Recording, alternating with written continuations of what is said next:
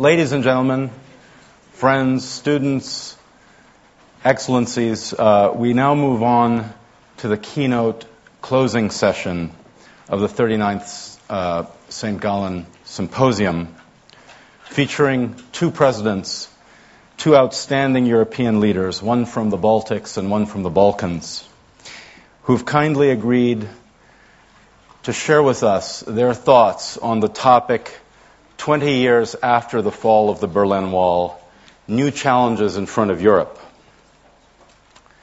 Because there's always so much more work to be done, we tend to take for granted how significant the changes in Europe since the fall of the Berlin Wall have been, from the Baltic through Central Europe to the Balkans. And we have two of the major leaders of the transformation that has taken place throughout Europe in that period. I don't have enough time to give each of them the introductions they deserve. I'm a big fan of both of these gentlemen, and I'm proud to know them as friends. Both have played absolutely critical roles in the rebirths of their countries and their countries' reintegration into the big European family. We're extremely honored to have with us President Toomas Hendrik Ilves of the Republic of Estonia and President Boris Tadic of the Republic of Serbia.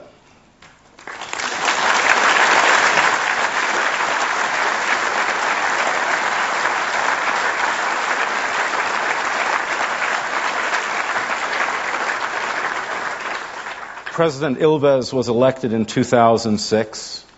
Previously, he had served as Estonia's foreign minister.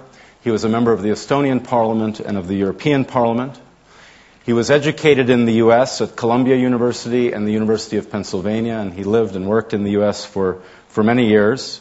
He returned to Estonia immediately after its independence, after it regained its independence after the collapse of the USSR. We're extremely happy to have him with us. Boris Tadic, President of the Republic of Serbia, first elected in 2004, re-elected last year in 2008. He's a former defense minister of Serbia, former telecommunications minister. He's the leader of the Democratic Party of Serbia, and he's been carrying the torch of Zoran Đinđić, the man Misha Glenny referred to so eloquently in his earlier presentation. It's a democratic and pro-European torch, leading Serbia back into the European fold. Gentlemen, we're delighted to have you. We give the floor first to President Ilves.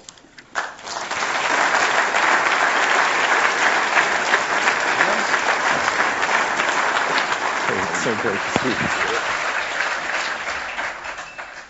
Good morning.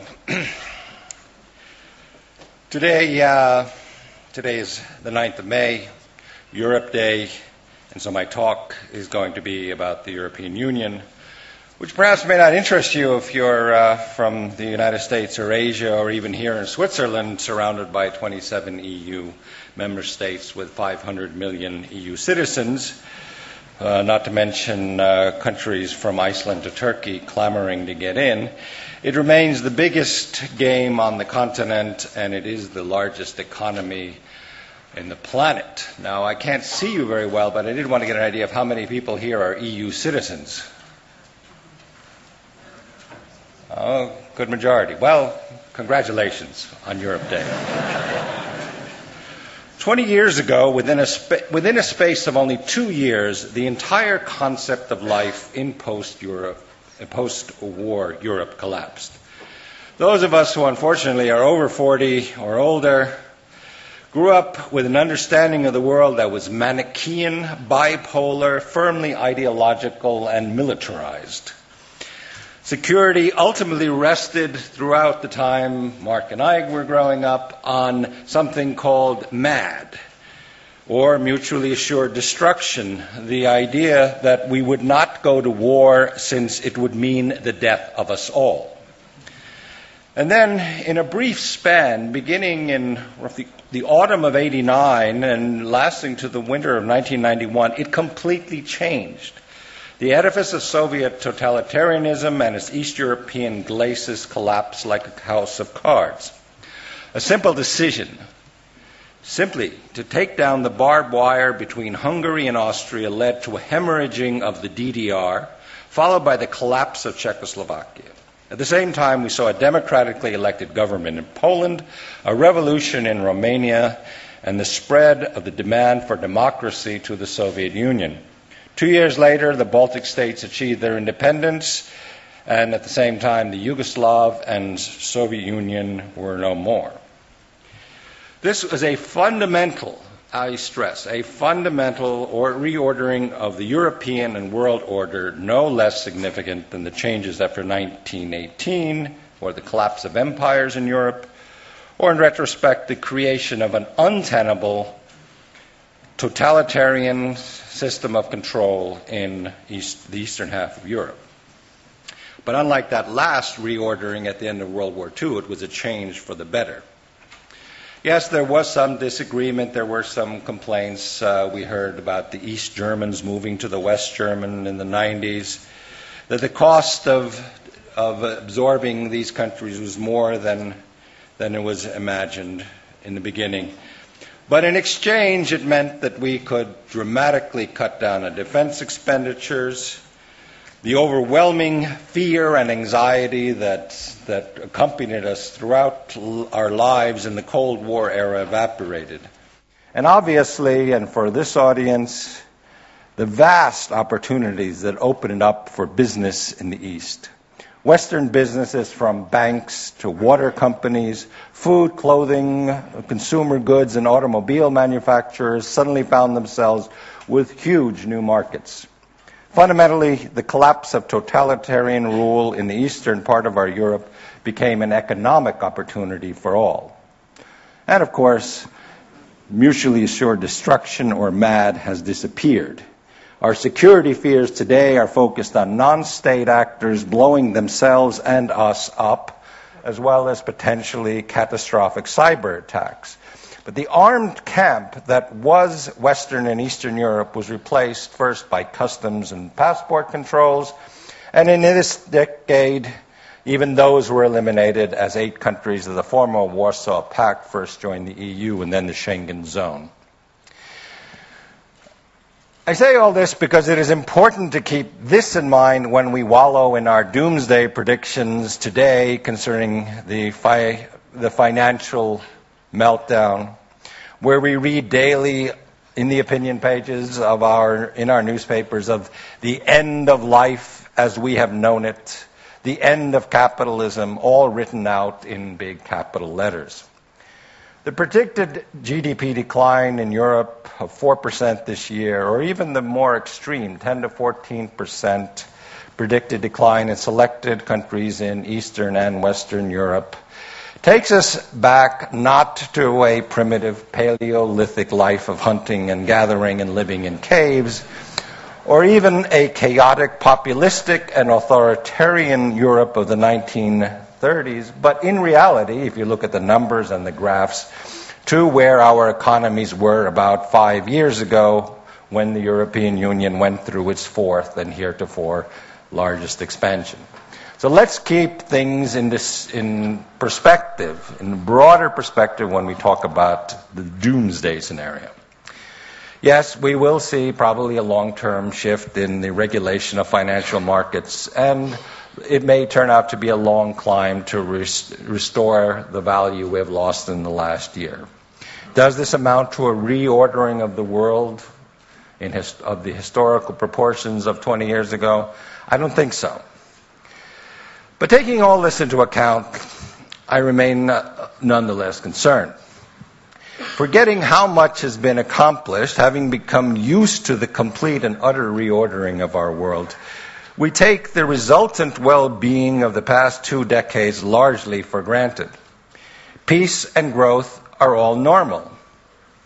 You have all grown up in this new normality. Not only have we forgotten, or you have never experienced, what normal meant in the 1940s through the 1980s, we now, in fact, point the finger of blame to the East Europeans, thinking of how the malaise is due to bad loans there.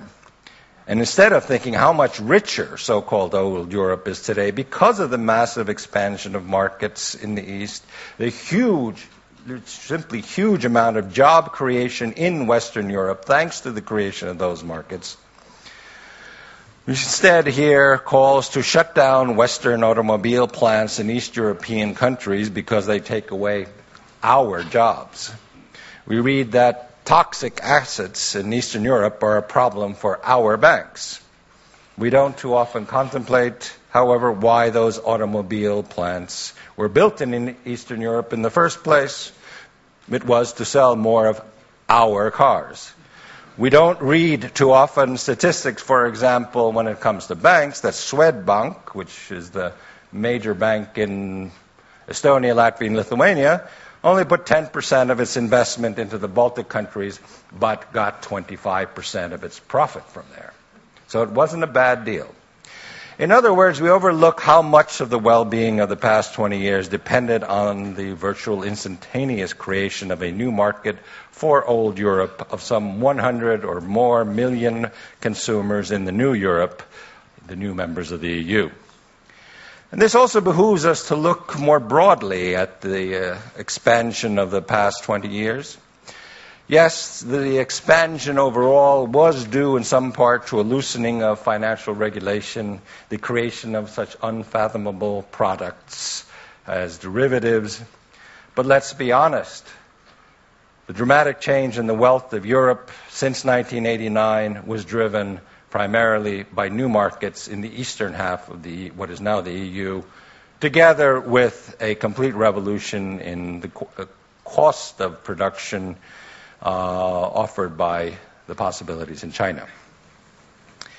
The crisis, however, has disproportionately affected Eastern Europe, plus Spain, Ireland as well.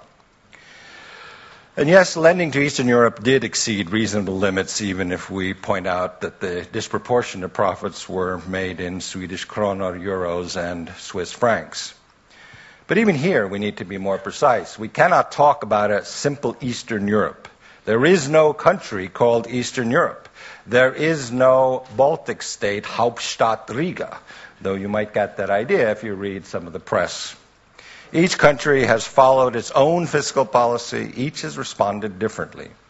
My own country, despite a decade of domestic criticism, has for 10 years built up reserves amounting to 10% of GDP, which puts us in an altogether different position than in any number of other countries that did not go through that process.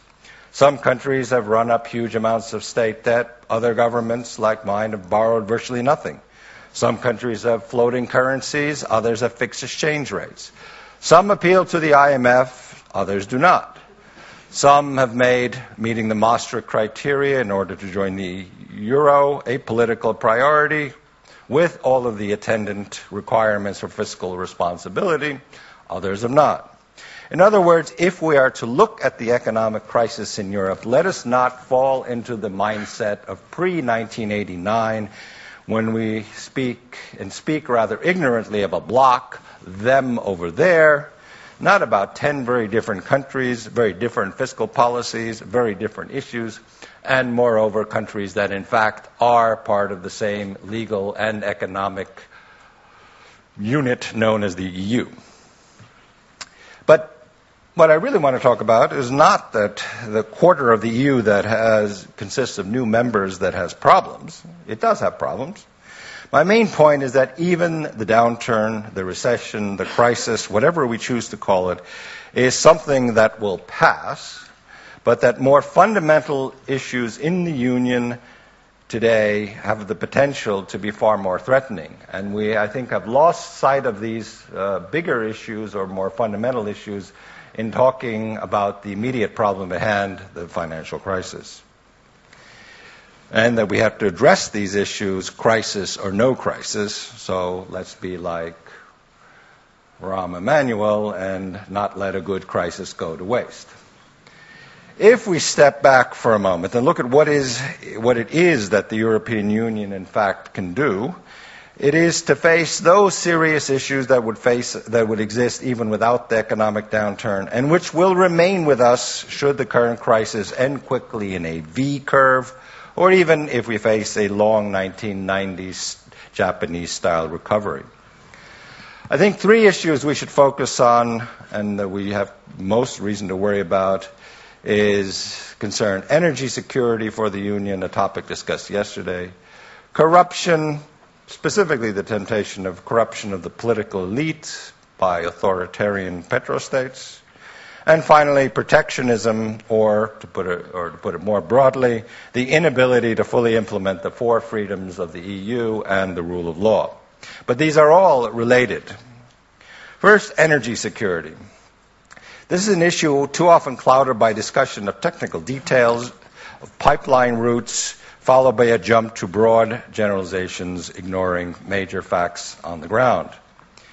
Alas, it is a canard to say that energy supplied to Europe from Russia has always been reliable, and that the Ukrainian cutoff in January was a one-off event that was adequately dealt with in a technical rerouting of supplies.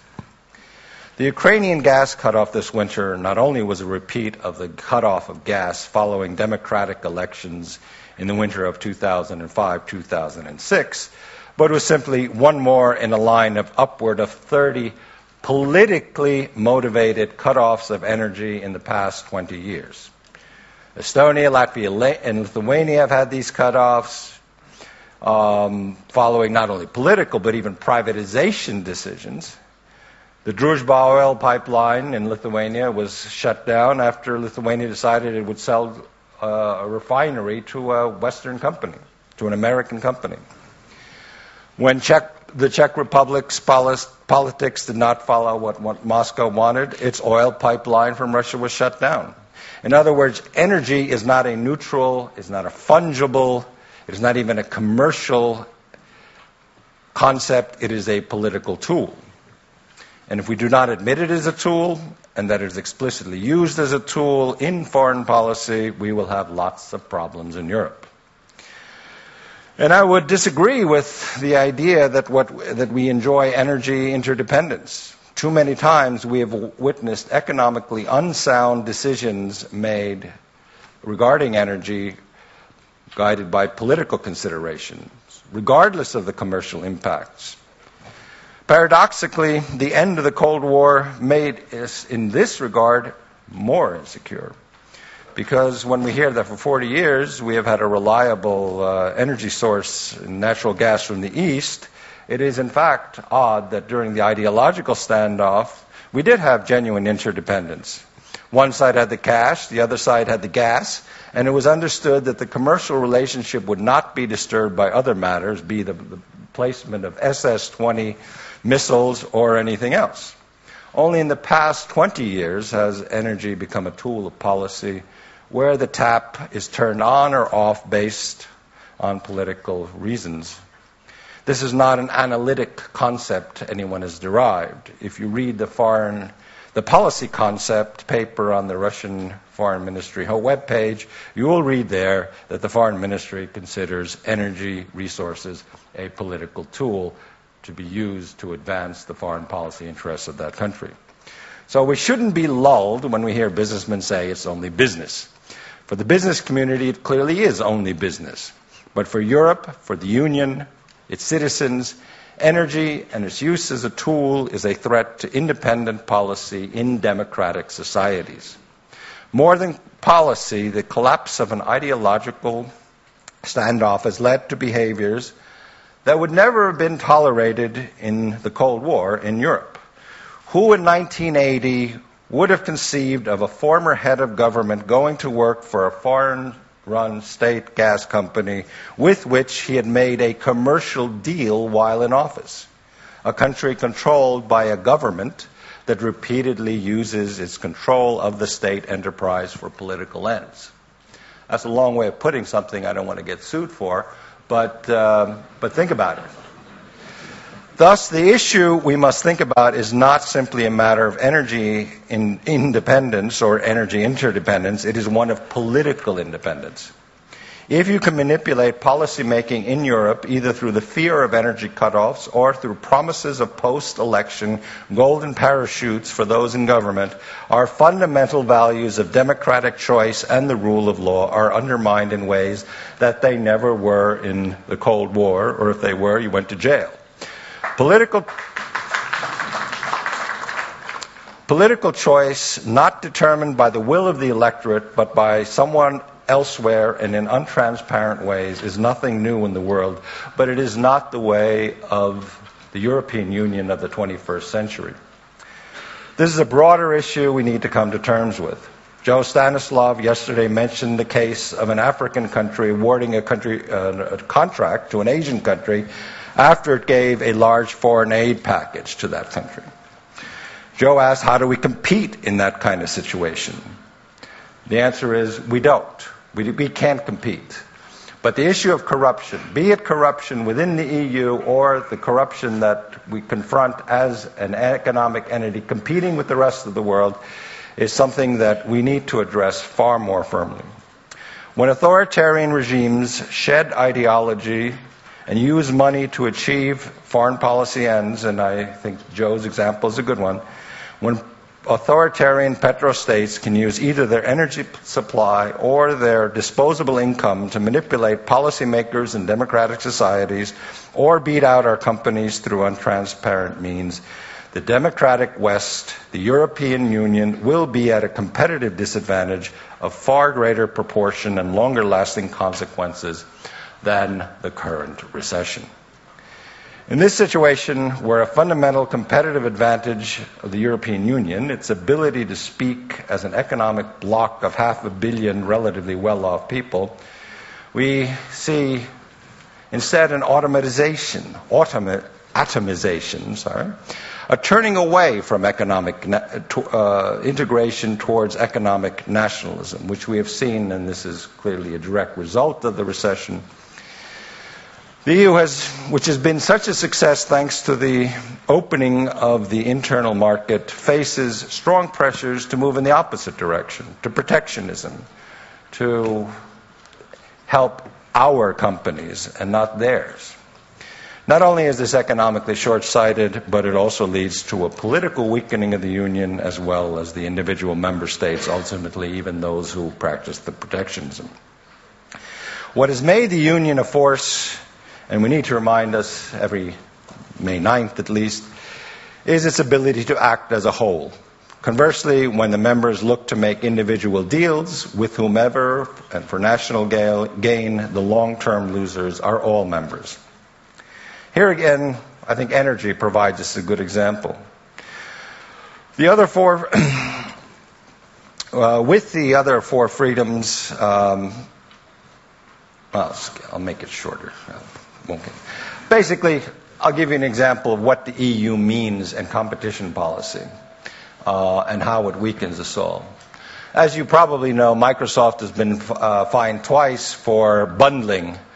That's an EU technical term, but for putting Explorer onto its Windows operating system.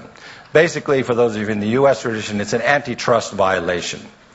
And the EU now, for a second time, just fined Microsoft €1 billion, almost $1.5 billion. Of course, in the case of Windows, you don't need to use Explorer. You can always download Firefox, or you can be like me and use a Mac, or you can use Linux. But you have a choice. You can choose your browser. You can choose your operating system. When it comes to energy, there is no choice. You don't have a choice for a Mozilla gas distribution network or an Explorer gas distribution network, and you certainly don't have a choice between where that gas comes to you and who owns it. There is no clear case of antitrust violation or bundling violations in the European Union than energy suppliers owning distribution networks. Yet, the EU does not apply its antitrust legislation to that area because it says, oh, it's a completely different thing. Well, it is a different thing because there is no choice as opposed to having a choice when it comes to windows. And that means that when you selectively apply your laws and the principles upon which your institution is based, you are in trouble. It undermines the rule of law. And as well, when it comes to the issue which is specifically dealing with energy, as I mentioned, you undermine your own security. Which brings me to the larger issue of the four freedoms in the European Union. We have complete freedom of movement of goods, complete freedom of movement of capital, almost complete freedom of movement of people, but very limited freedom of movement of services. But the problem is that complete freedom of movement of capital without complete freedom of movement of services results in a major distortion of the internal market. I'll give you an example. When the highly diluted services directive was finally passed in the European Parliament, I remember voting for, but it was unfortunately defeated, allowing water services to be sent to past borders. Now, I didn't quite understand what that meant, but it was a good liberal thing to do, and I supported it. But free movement of water services, whatever it means, is not possible in the European Union. At the same time, the bulk of water companies in the new member states are owned by old member states. In other words, if you come up with a better water service in Eastern Europe, you're not going to be able to compete with that. But certainly if you want to buy one of ours, be our guest. We have nothing against that, buying it. We like freedom of movement of capital. But it does result in a market distortion that will keep us from competing with the rest of the world. And my final example is what really matters in this world, which right now is technological development. And again, free movement of services. 6 years ago, when I moved to a different apartment in Tallinn, I called up my ISP and I said, I moved, I'd like to have a new computer connection. And they said, well, we can come at 2 o'clock in the afternoon, 4 o'clock, or 5:30. Which would you prefer? Then I was elected to the European Parliament, and I applied for a computer connection, and after 7 weeks, nothing had happened. I called my landlord, who said, if there are problems, do call me. And I said, well, I haven't gotten a connection, even though I applied 7 weeks ago. And she said, but it's only been 7 weeks. That lack of competition, the inability of states to allow competition in the European Union, which slows down our technological development, at a time when upwards of 70% of our economies come from services, mean that any kind of competitive edge based on the Lisbon strategy is doomed to failure unless we open ourselves up to genuine competition. We will not catch up with, let alone surpass, either the United States or Asia if we do not address these issues. We'll fall further behind because of protectionism, that which remains and which are new ones, individual national interests, beggaring our neighbors, or simply trying to get a better deal, which for us and not for everyone on a level playing field. In conclusion, I will end in a moment. None of these problems are about the recession. These are fundamental and systemic issues that touch upon the core principles of the European Union: democratic choice, transparency, free markets, and rule of law. Whether we have -4, 0, 2, or 7% growth, the EU will fail if it fails to stick to its principles and its laws. If political choices are not made in the ballot box, but by fear of energy cutoffs or the promises of riches after leaving office, the market does not work because we do not apply our own laws, or if we apply our own principles selectively, the European Union that we, those of us who love it, love so dearly, will not work.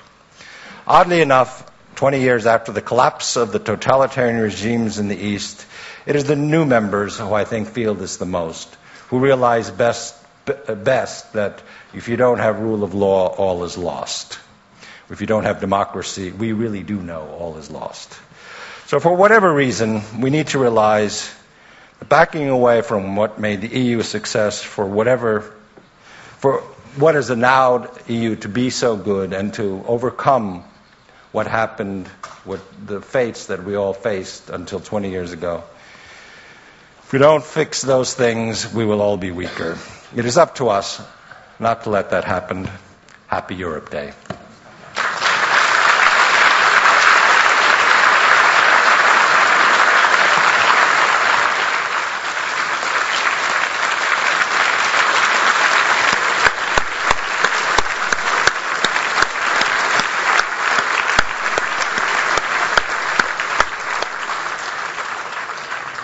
President Ilves, thank you so much for that inspiring view from the north of Europe. I hope you don't get sued, but you've got sovereign immunity anyway, so you'll be okay. I think you'll get reelected too. I'd like to ask President Tadic to come up to the podium, and we'll try to take combined questions at the end. President Tadic.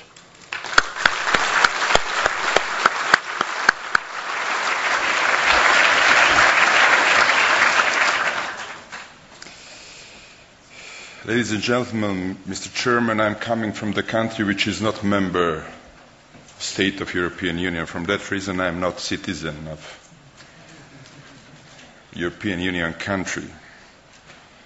And this is a challenge for my country and my people, not only for Serbia and Serbs, but also for all other nations that are living in the Western Balkans. This is not only one challenge we are facing with, and from that reason I'm trying to underline some other challenges, common challenges, and to say a few things about some particular challenges that are affecting Serbia and those kind of countries. The organizers of this eminent symposium have boldly defined the main topic of this year's gathering as revival of political and economic boundaries. If they were not Swiss, someone would perhaps notice that the topic is a provocative one. I have the impression that I'm also expected to speak boldly. Since I come from the Balkans, I will try to speak in a way that is not provocative, but simply constructive, in a way that encourages the conversation to follow. 20 years ago, the Berlin Wall fell and the Iron Curtain came down. The common expectation was that all the remaining dividing lines that tore apart the European continent and scarred its soul for centuries would quickly disappear. Let me begin by saying that the fall of the Berlin Wall was the end of the process that had been gathering momentum for many years, not the beginning. For decades, opposed nations had been working on restoring their democratic sovereignty, on restoring the individual rights that had forcibly been taken from them against their will. Tito's break with Stalin, followed by the events of 1956 and 1968, the slow decline of the 1970s, and the mass movements of the 1980s, all this crystallized in November 1989. The field was cleared of oppression, but the unity so many had dreamed of has not yet come to pass. Nevertheless, the forward momentum is visible for all to see. For close to 2 decades, the world has watched as we have come closer and closer to one another, two parts of a single whole. In some regions, positive change has been consolidated more rapidly. In others, progress has been more halting. In this context, the expansion of the European Union in the middle of 2004 and at the beginning of 2007 represents a formal rounding up of the just one stage on the road towards a Europe that is truly whole, permanently free, and always at peace. However, there is still much work to be done. Sometimes I get a feeling that some Europeans are tired of applying the fundamental value of solidarity to all the countries in Europe. I get a feeling that some believe enlargement fatigue is becoming a permanent condition, a new part of the emerging reality in Europe. Well, let me say as plainly as I can that solidarity works. The record is clear. Enlargement benefits everyone, old and the new one, and the potential EU members alike. It works beyond our dreams, even in times of economic challenge, even in times of political demoralization, and even in times of social transformation. It works because the values that bind us to one another are strong, because they are just and because they work. Ladies and gentlemen, in a few short decades, we have moved from a bipolar to unipolar world, and now we are becoming aware of the irreversibility of multipolarity. In other words, we live in transformational times. A great deal of the globe is in a flux. New challenges have arisen: international terrorism, organized crime, environmental degradation, energy shortages, and so on. The dangerous precedent-setting consequences of violations of international law, as in the case of Kosovo's attempt at secession from Serbia, are being felt in all corners of the world, for Kosovo is no unique case. Relatedly, the sense that some wish to weaken the role of the United Nations in causing many to rethink the very definition of what constitutes legitimacy in the international system. Across the world, transnational friendships continue to shift as the interests diverge and comprehensive alternatives are postulated. A source of commonality remains the observance of the rise of the strength of the BRIC countries and the universal awareness of the easterly drift of the global balance of power, together with a growing recognition that the international community is becoming less coherent and less predictable. At the same time, I think we are witnessing the demise of American-style capitalism without having yet conceptualized what will come to replace it. Sensing the significance of this moment, 20 years after the fall of Berlin Wall, we in the Balkans feel somewhat uneasy about its implications. I don't think we are behind the curve of this. Much of Europe feels the same way. But in our region, the disquietude is somewhat more acute. The reason is that in the Western Balkans, some fundamental matters are still in the process of being settled, resolved, and decided upon. And so we tend to face new circumstances with a greater trepidation. In such a situation, pan-European solidarity is not a luxury, but a necessity for all of us. Ladies and gentlemen, Serbia is an intersection of the roads, waterways and corridors of our region, a potential energy hub, and an indispensable anchor of stability in the Western Balkans. Today, Serbia is a modern European democracy that has secured the rule of law while modernizing its institutions. Our civil society is strong. Our human rights record is very good. And our free media sector is both diverse and vibrant. We have shown in practice what it means to make rapidly join the European Union a central strategic priority. And we have confirmed our place as the central market of the CEFTA free trade area, as well as the significant contributor to the pan-European fight against organized crime, narco-trafficking, and terrorism. Before coming to the end, I should like to say a few words more about Serbia's future, and that of the entire Western Balkans. I repeat today, on European Day, it lies in membership in the European Union. Of course, the EU is not a panacea, but it is a provider of common standards and the values that serve to entrench lasting peace of the continent. The EU serves as a guarantor of stability, an arbiter of disputes, and the foundation for the long-term sustainable prosperity through the common market.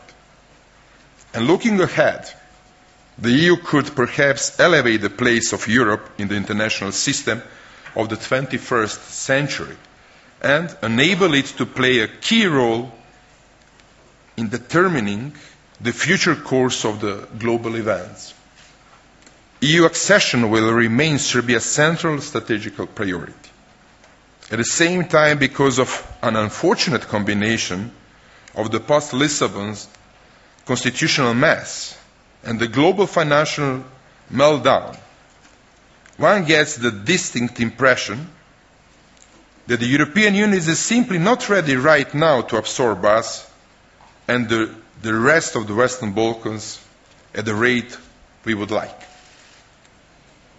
Membership seems farther off today than it did 5 years ago.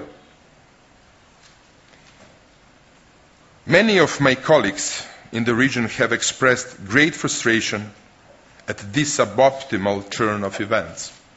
Obviously, we share in the disappointment of the neighbors. But Serbia has adopted another, more constructive approach.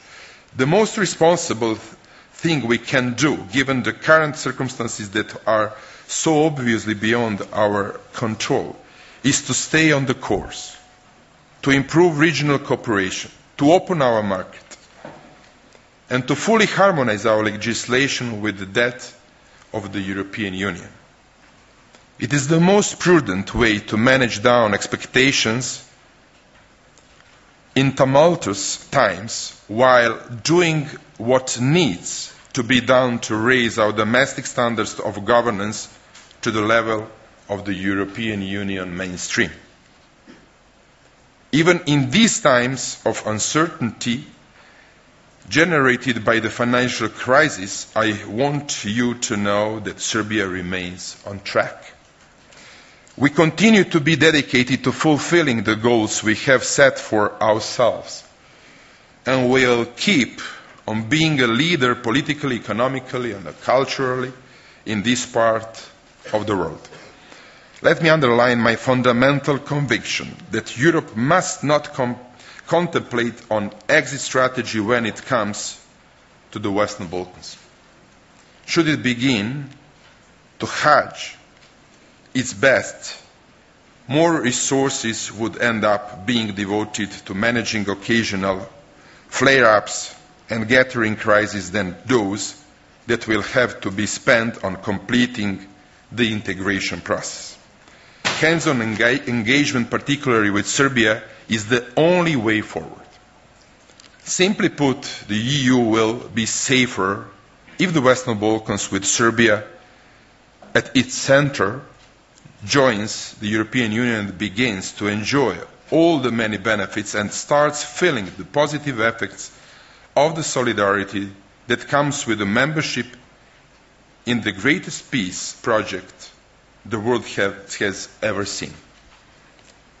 The point I have been trying to make is that 21st century Serbia has made the most out of the circumstances before us in order to ensure that never again will our rivers flow red with the blood.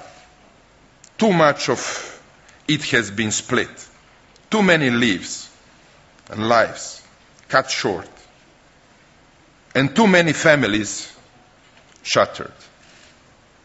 Through our efforts and the rededication of all concerned to the basic European value of solidarity, we can consolidate the emerging European reality in which accountability, responsibility, and the prudential exercise of judgment in matters of national interest outweigh all other concerns. This is how I believe most of us here present will define patriotism. At all the elections since 2000, citizens of Serbia have chosen the European path, possibility to travel without visas, stability, prosperity, and good neighborly relations. Thus, citizens of Serbia have dedicated themselves to fulfilling the dream of the millions of Europeans who tore down the wall, figuratively and literally, of a Europe of solidarity and of a Europe without borders. Thank you for your attention.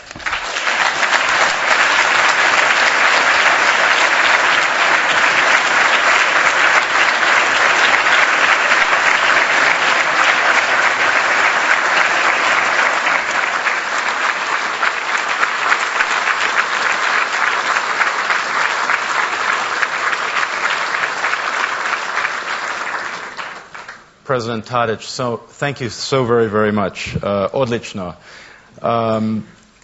Ladies and gentlemen, I think we've heard now from the two presidents crystal clear and inspiring messages about the fundamental European success story. We've also heard careful warnings from them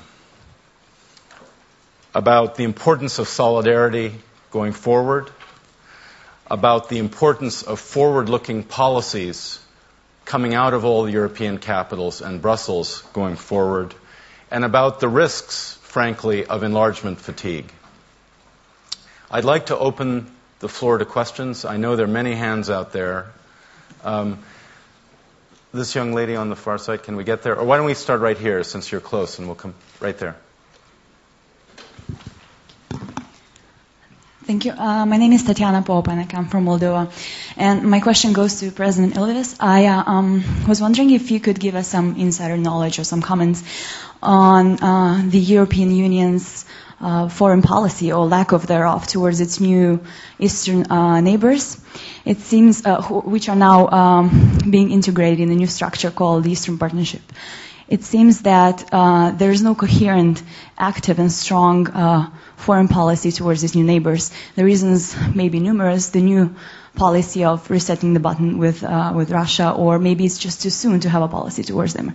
The signs are probably the weak response to the Georgian crisis last summer, the very weak response to the crisis in Moldova. Javier Solana sent an investigation group to reconcile the opposition with the incumbents, but it hasn't been really doing much.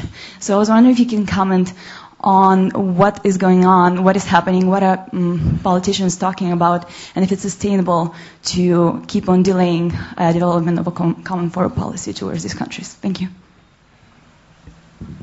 Does this work? Yes. Thank you very much. I actually share all your concerns, and throughout my period, especially in the European Parliament, I made a lot of noise about the absence of a policy towards the neighbors. I would characterize EU policy for a long time toward its neighbors as an approach avoidance conflict, a term taken from psychology, meaning that you want to move closer, but not too close because they might get the wrong idea. And This has really been I would say this has been a failure of the European Union up till the creation of the Eastern Partnership, which in fact was an idea that came about because East European countries, Sweden, the Baltic countries, Poland, realized that how deep failure the EU policy toward the East had been up till then. It's too early to tell what will come out of this policy, but certainly it is more than we have had before.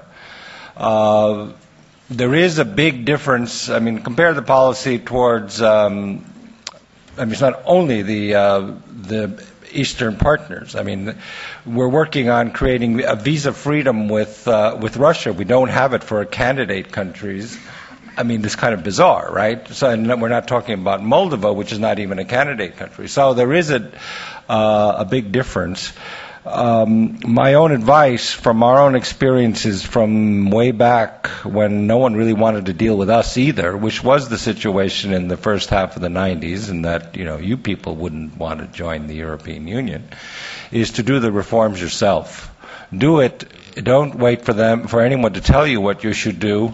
Look at what needs to be done and do it and move ahead. Certainly one reason why Estonia overcame much of the prejudice against former Soviet republics was that we did things that other countries had not done, or that even sort of the more acceptable comme il faut or salonfähig people were doing. And then it became difficult to say no.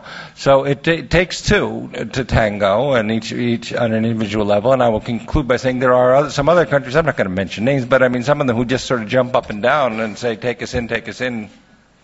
And that's not going to work. You have to do real reforms. Serbia is doing real reforms. Georgia was doing real reforms. Moldova's actually been kind of slow on reforms, but it's not clear on Moldova whether it even wants to be in the EU. We need clear signals from the countries themselves, clear signals saying we want in and we are willing to do things and show we are going to do these things. We will privatize all this stuff. We will cut down on, we will eliminate smuggling across the border. All of those things, will make it easier for those of us in the EU who want to see you with us. See one of our previous speakers down here. Misha Glenny. President Tadic, I think you're absolutely right that Serbia must continue to act upon the requirements of the European Union in terms of implementing the reforms, legislations, closing the chapters, and so on and so forth where possible.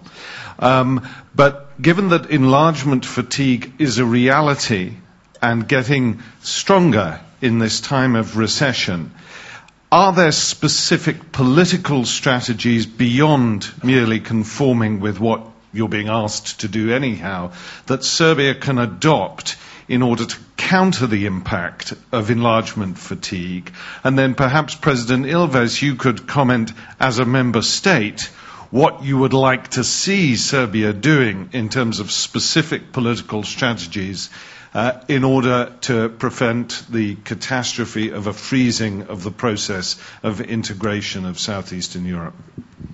First of all, you have to know that Misha knows better political situation in Serbia and the Western Balkans than I.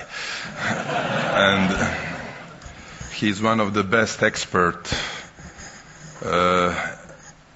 in terms of Western Balkans. And he's asking the right question. When I'm asking Europe for solidarity, I'm not saying that we are counting on Europe only in that sense. And I'm not saying that we are going to wait European solidarity. I'm totally sure that we have to prepare ourselves for the longer process of integration. And we are very, very realistic. And from that reason, I'm saying to ordinary people, first of all, we are going to create reforms in our country. I'm referring to the question of students from Moldova. We are preparing reforms in our country not because of trying to become more formally member state of European Union, but because of development in our country and real benefits which we can achieve alone. Right now we are creating very important, I would like to say critically important and painful reforms in a few very important fields: judiciary, fighting organized crime, how we are contributing to the fight in terrorism, fighting corruption, restructuring our administration, being more mature than before. We are using this crisis as some kind of opportunity to cut expenditures, to be more serious in implementing reforms in those very important fields. But we are expecting that Europe is going to support us. Even enlargement of fatigue is, from some point of view, understandable in recession time, as Misha Glenny have said. But we are expecting some kind of understanding, which is critically important. But what is also very important right now, I'm not talking only about Serbia, but also about region. This is solidarity among the regional countries. What we can do in terms of our free market. We have CEFTA agreement, which means all Western Balkans countries, including Moldova. This is very good, but this is not functioning well. We have to do something in terms of functioning, in terms of our economies. How we are going to support our entrepreneurs and our companies right now. This is not only because of economy, but also because of final achievement to become member state of European Union. Yesterday I had a very important meeting with our government about infrastructural projects. This is exactly how we are doing, how we are working, how we are changing face of our country, but at the same time, by using this, we are changing, we are creating opportunities and more capabilities to become member states on the end of the day of European Union. We are not going to wait, we are going to work. Thank you. I would say, actually, as incidentally a very strong supporter of Serbia, that in fact, looking at how much Serbia has done and what the EU has done, I'd be hard-pressed to start giving advice to Serbia. I think the real thing we ought to keep in mind in the European Union actually comes from a quote that I heard from Misha Glenny about 5 years ago, and which I think ought to make us all think, and which actually comes from, I think, from an academic somewhere, Grigoriev or something, I think was the name if I remember rightly, but is that if Europe does not move into the Balkans are going to move into Europe. And I think that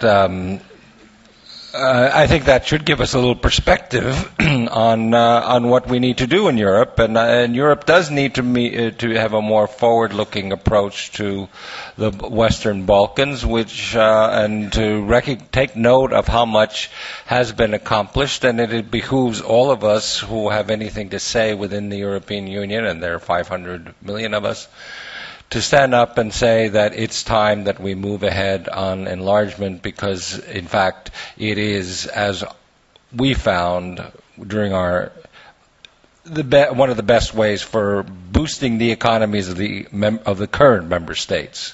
The better, the more we have members from abroad, who are more inside, people who right now are outside, the more we have the internal market functioning, the more buyers we have for our goods, the better it is for all of us in. Before, we used to be out, and it was very good when we got in for those countries that brought us in. The Danes have studied that their economy probably gained 25%. I mean, there was a 25% rise in their economy based on the enlargement of the EU, because suddenly they were selling all kinds of stuff that before they couldn't. And the same argument needs to be made about Serbia and the rest of the Western Balkans. And so instead of this I think, absolutely wrong mindset we have is that, oh, we have a recession, let's put everything on hold. We should think the other ways. Okay, we have a recession. How are we going to be able to sell something? Let's break down the barriers. Let's take these countries in. It is in our interest to have all of the Balkans operating on the same legal system as we do, just as it was in the interest of the EU to have us and the Poles and the Czechs operating on the same legal system. Young lady. My name is Elena Kvachko. I come from Russia, and my question goes to the President of Estonia. Mr. President, despite the fact that Estonia is a relatively new member state of the European Union, it already has its advantages compared to other countries. For example, Estonia is one of the leaders in the sphere of internet technologies. It conducts elections through internet. It has very developed e-government system, and I think also Skype was invented in Estonia. So do you think that this can become a competitive advantage of your country? And what are the risks associated with that? Well, we have in fact used it as a motor of development for our country because as a very small country, a really small country, we cannot do many things that large countries can do.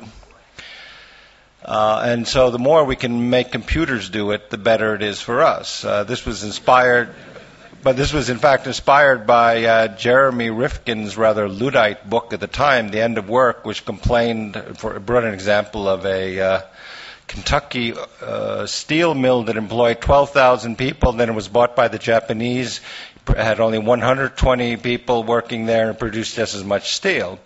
Now that's maybe bad news for some people, but I saw this as an opportunity for Estonia, that the more we use automation and computerization, the better it is for us. It has worked largely for us, and it's even a foreign policy tool for us that we go around the world saying, well, we can help you do this. Its second advantage as a motor development is transparency. Papers fit under doors, computer messages, they remain there. So, it reduces corruption. The risks, well, cyber attacks. That's the other side of computerization. That is becoming a much broader issue because what we underwent a few years ago was then a novelty, but has become so widespread around the world that it's no longer. It's a scourge. On the other hand, we're glad that it has affected enough people that they take the issue seriously and that we are moving forward on these issues.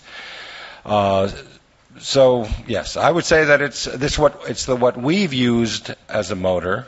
Other countries don't necessarily follow that, but we would certainly, write me a letter. We're happy to come in. Anyone who's interested in computerizing their election system, their government, anything, we can show you how to do it.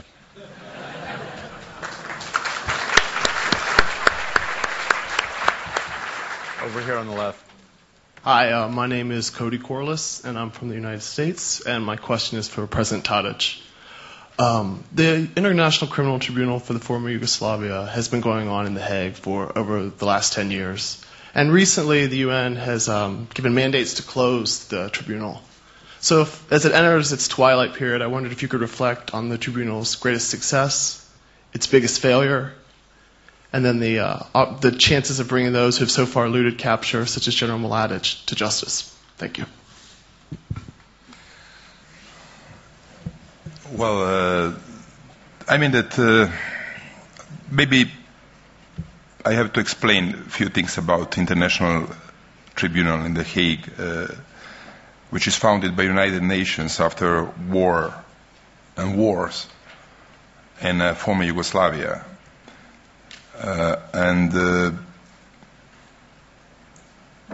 From the beginning of international ICTY, Serbia has been capturing and sending in the Hague Tribunal 44 persons, including two presidents of Serbia, former president of Serbia. I'm only one who is a free person. I hope that I'm going to be. But we have to capture and to send to extradite in the Hague Tribunal two persons more, General Mladic and Goran Hadžić. And we are facing with a challenge to find them and to send them. But in some European countries have some concerns about our goodwill to do that, and even though we extradite 44 persons before. And if I may say, I cannot understand this kind of approach, really. And from that reason, we are suffering in terms of going further in integrational processes in Europe. We signed the SA agreement with the European Union a year ago, and this agreement is frozen because of not delivering Ratko Mladic and Goran Hadžić. But this is not about a common European approach, this is about some particular countries. But I have concerns that this issue is connected with enlargement fatigue. That is becoming a good explanation why Serbia cannot go further. Unfortunately, that is exactly what happened in the past few months, and this is not a constructive approach from my point of view. In terms of the role of Hague Tribunal, we can talk about this. There are some dilemmas about sentences and fair approach, but we have to continue. This is very important in terms of reconciliation of the people on the Western Balkans. We had a dreadful decade in our history, 1990s.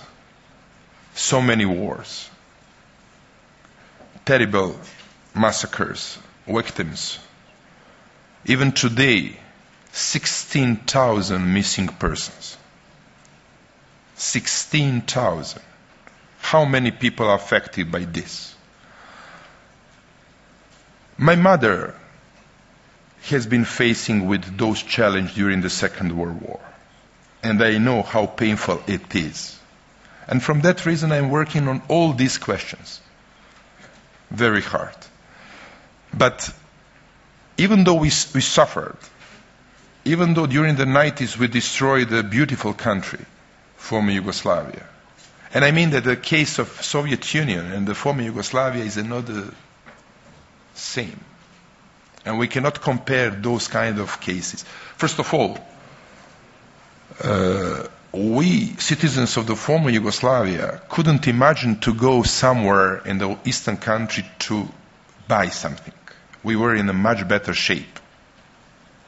And we supported eastern countries to create more democracy. In that time, we didn't need visas. But 20 years after that, we need the visas. And I'm facing with the difficulties to explain to ordinary people why they have to wait visas on the beginning of the 21st century when we didn't need visas on the end 21st century, when we didn't need visas on the end of 20th century. This is very difficult. But we are going to continue our efforts in terms of fulfilling our obligations in the Hague Tribunal, in terms of reconciliation, in terms of creating better conditions for European Union integration, in terms of building highways, railways, modernizing our administration and infrastructure, in terms of, generally speaking, bringing Serbia in the EU. But not because of EU, because of our citizens and our countries. And on the end of the day, I think without Serbia in the EU, without Western Balkans, European Union is not going to be really integrated. And without Serbia and the Western Balkans, European Union is not going to define themselves successfully. President. Do you want to say anything on the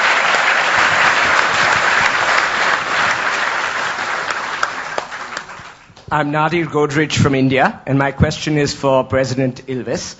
You made a very cogent appeal for energy independence, and you implicitly wanted the antitrust policy extended to the continental gas monopoly. But my question to you is, what is Estonia doing to promote conservation and alternative energies?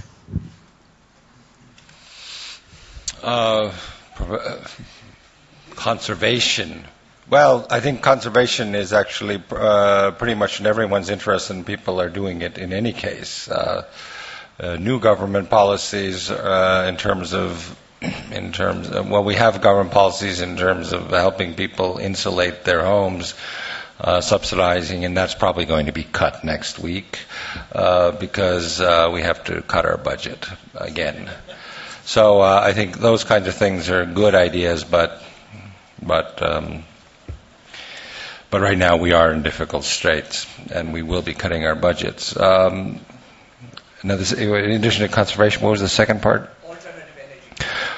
Well, we have where there's a massive building of wind parks going on in Estonia today. So that is something which, again, is a major topic of discussion because not everyone likes wind parks because they kill birds and make a lot of noise and make things look ugly. So, I mean, we are actually in a fairly odd position when it comes to energy in that we are, if we choose to be, we can be energy self-sufficient, and that we have a very bizarre but very polluting form of energy called oil shale, which will, in fact, means that we are not susceptible to direct energy blackmail of the sort that I'm worried about. And in fact, I'm not worried about it for my country. I'm much more worried, and as was the topic of my talk, about political decision-making overall in Europe being manipulated by energy. It's not that we're going to lose our independence because we don't have electricity. That's not a worry of ours. We have electricity for a long, long time. But I am worried about Europe making political decisions based on sort of energy cutoffs or the threats of cutoffs. Certainly, we do all support. Estonia is a very strong supporter of various measures to cut CO2 emissions, and we are very concerned about the environmental impact in my country. So. We do what we can, given especially the current situation in terms of revenues from taxes. Great. Ladies and gentlemen, would you join me in thanking the two presidents?